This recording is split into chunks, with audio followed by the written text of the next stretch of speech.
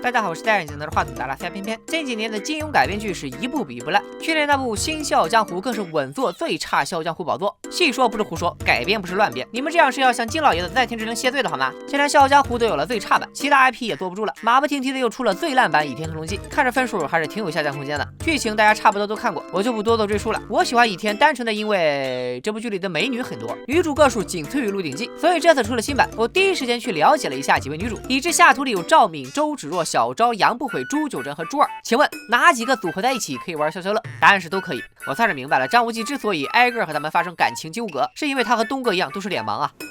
我这是脸盲。饰演张无忌的是小鲜肉曾舜晞，作为一个电影解说博主，当然得关心一下新生代演员的演技啦。结果足足等了12集他才上线。OK fine， 原著中张无忌出场本来就比较晚，但是既然这么忠于原著，那为什么张翠山的武器是剑，而不是左手虎头钩右手潘个笔呢？他的外号可是铁画银钩啊！关于张无忌成长的表现手法，那是相当的有艺术感。有些人走着走着就散了，而有些人走着走着就长大了。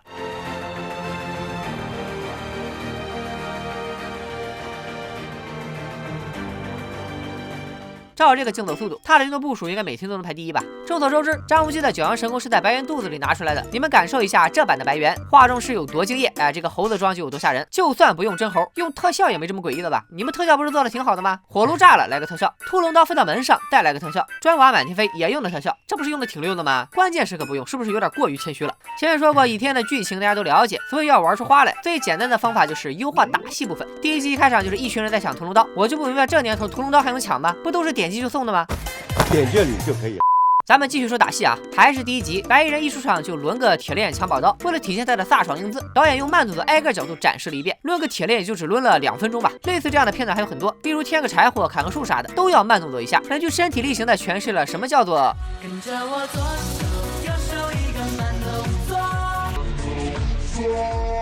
慢动作引起了民愤，本来1集20分钟的内容被硬生生撑到了45分钟。对此，导演回应说：“我根本不是为了偷懒哦，而是用了最先进的升格拍摄技术。”是不是欺负观众们不懂专业术语？升格和降格不都是最基本的拍摄技术吗？哪里先进了？我给大家简单的科普一下升格的意思。电影的动态画面每秒24帧，升格就是把帧数提高，比如升到48帧，再用24帧每秒的速度播放，画面自然就变慢了1倍。导演唬人的嫌疑我们先不说，就算他真的用了新技术，那也没必要45分钟的剧情有25分钟都在炫技吧？啊，对不起，说鸡不说吧，文明你我他。要我是导演，我就这么写。现代人比较浮躁，看剧看电影啥的都用2倍速，但是又担心别人说自己浮躁，所以导演就给了大家一个开2倍速的正当理由。怎么样，是不是很合理？好了，放过导演，咱们再来说说演员。在张无忌出场之前，戏份大多围绕着他老爹老妈的恋爱史展开。原著里，他把张翠山是仪表堂堂的少年，你很难把文质彬彬张翠山跟眼前这位目光呆滞的大叔联系在一起。要是我不说，你们也肯定看不出来。此处是他发现自己师兄不见了，担心的要死的表情；这是他被人冤枉杀人，急于解释的表情。这位演员应该是本剧中最感谢慢动作的吧？大家都在吐槽慢动作了，谁还记得他呀？希望你们能明白我把他单拎出来的良苦用心。张翠山官配 CP 是殷素素，他因为看不惯护送张翠山师兄的龙门镖局保护不力，所以杀害了龙门镖局所有人，结果还不小心嫁祸给了张翠山。咋回事呢？因为殷素素很欣赏张翠山，外加觉得男方衣服挺好看的，就也买了一件同款来穿。灭门龙门镖局那天穿的就是那件，于是就被大家错认成了张翠山。我说你们是有多瞎呀？衣服都看出是同款了，发型那么大区别咋看不出来呢？后来屠龙宝刀到了殷素素手里，他马上开了个大会立自己雄威。碰巧张翠山也来调查屠龙刀，再一个碰巧金毛狮王谢逊也听到消息前来抢刀。殷素素和谢逊贡献了一场不打精彩的打戏，只见素素快被打趴在地上，张翠山及时英雄救了美，于是就有了那段经典的爱的魔力转圈圈。只是这位大哥都这时候了，不是应该深情的四目相望吗？你老盯着人家脖子看啥呀？你吸血鬼啊，想咬一口啊？谢逊的造型和张翠山的表现一样让人不省心，多年不见，他的发质越来越好，也不知道自己私底下去了多少趟美容院。没瞎之前用的是绿色美瞳，瞎了之后就用白色美瞳，这让我突然心疼起了徐锦江。想当年他演瞎掉了谢逊时，那人工白眼可是翻了10多集啊。个人认为本片唯一值得欣慰的选角是由周海媚扮演的灭绝师太，她在94版的《倚天屠龙记》饰演的是周芷若，也是我最喜欢的一版。新版的出演给人一种多年媳妇熬成婆的感觉，